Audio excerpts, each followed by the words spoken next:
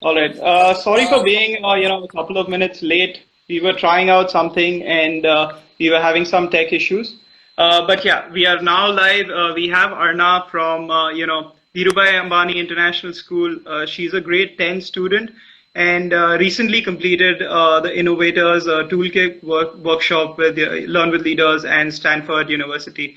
So, hi Arna, welcome to the first coffee session with future leaders. How does it feel to be live on this? Hi, thank you so much for having me. It's exciting and I'm super grateful for this opportunity.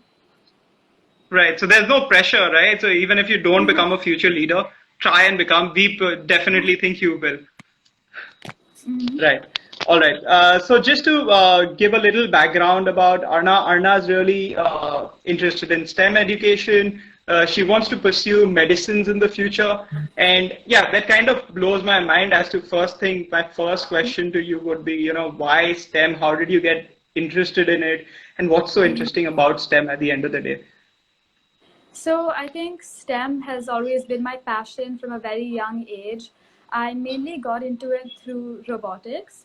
So Hmm. there's this organization called FIRST, which hosts international robotics competitions. And from a very young age, I did the first Lego League, then I did the first Tech Challenge, and now I'm a part of the first robotics competition. I'm a part of my school's robotics team, and we are participating in the first robotics competition. Our team won the All-Star International Award a few years ago, so that was pretty exciting. And what I really like about STEM is its power to be able to solve real-world issues and to, when you incorporate creativity, innovation, and the power of like sciences and math, you can actually solve real-world problems.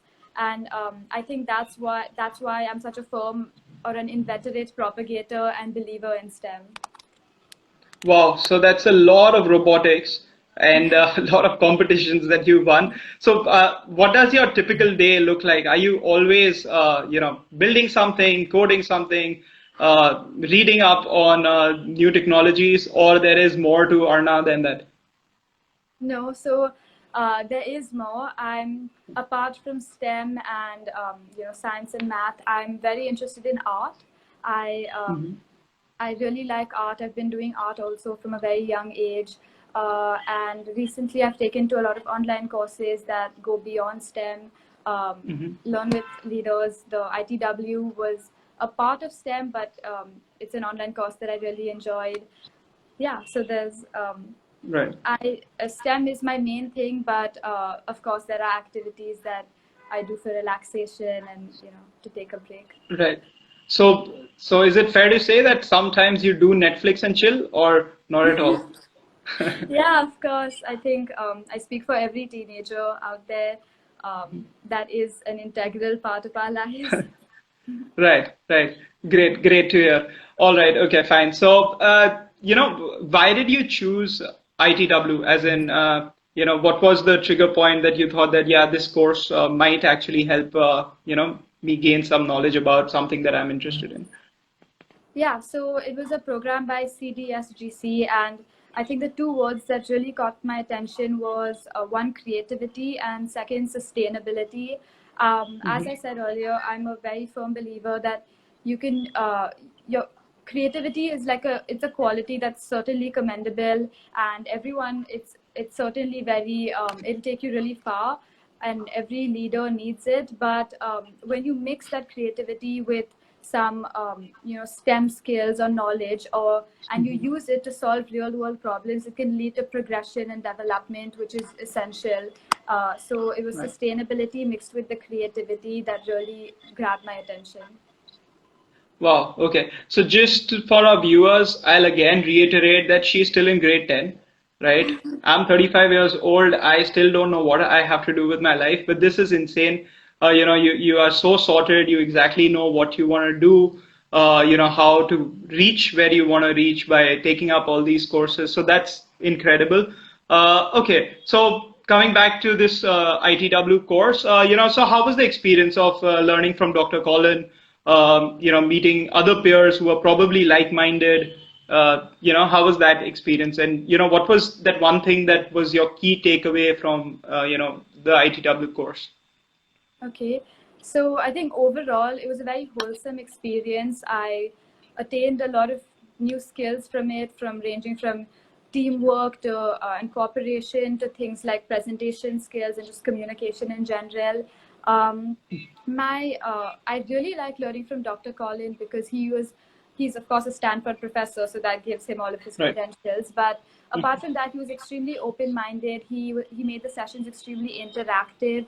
We all got a chance to discuss with him, and I think the main reason why we were able to take away so much from the workshop was because it was so hands-on and practical.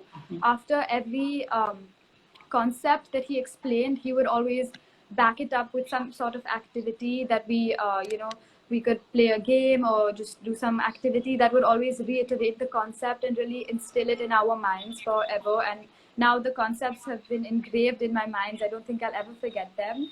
And as for the main takeaway, I would say that would have to be confidence, because I gained confidence not only in myself while talking to you, like while talking to people, or but also as a leader, just confidence in myself as a leader, because Right.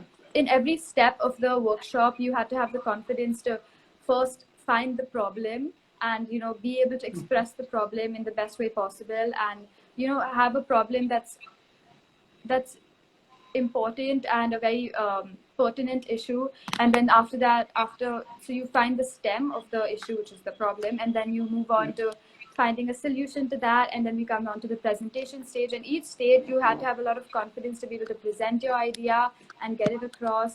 So it was just a lot of skills that I was able to take back, and that's why Right. it's called the Innovators Toolkit Workshop. It had the entire range of tools that you need to become an innovator and creator. Wow, that's actually quite interesting. So there's a bunch of things that happened there. And yeah, so I was just reading through the page about, what sort of topics were you looking at and what sort of skills you gained through ITW. So there was a lot of talk about, asking the right questions and creative thinking, fast thinking. So what is this fast thinking? What is this asking a lot of questions? So I'm asking a lot of questions to you, but is that it? Or could you give some insight on that? Yeah, so essentially what we learned was that there's never a wrong question there, and no questions are good or bad. It's just some questions are more inclined to getting the answers that you want. Right. So that was about asking questions. And about fast creative thinking, that's an essential skill that any innovator needs or for not only an innovator, just anybody needs when a problem is in front of you. How do you solve it? You have to think on your feet. You have to be really quick. And as I said earlier, all of these concepts that we were taught, they were backed up by a lot of activities that we played and Right. games that we played and activities that we did. So these concepts have just been like engraved in our brains. Wow, nice, nice. So, Arnab, do you have like a, future college in mind that you really want to get into, or do you have a list of colleges? I'm sure you'll pretty much get into any college that you apply, but then, what's that dream college that you really want to get into?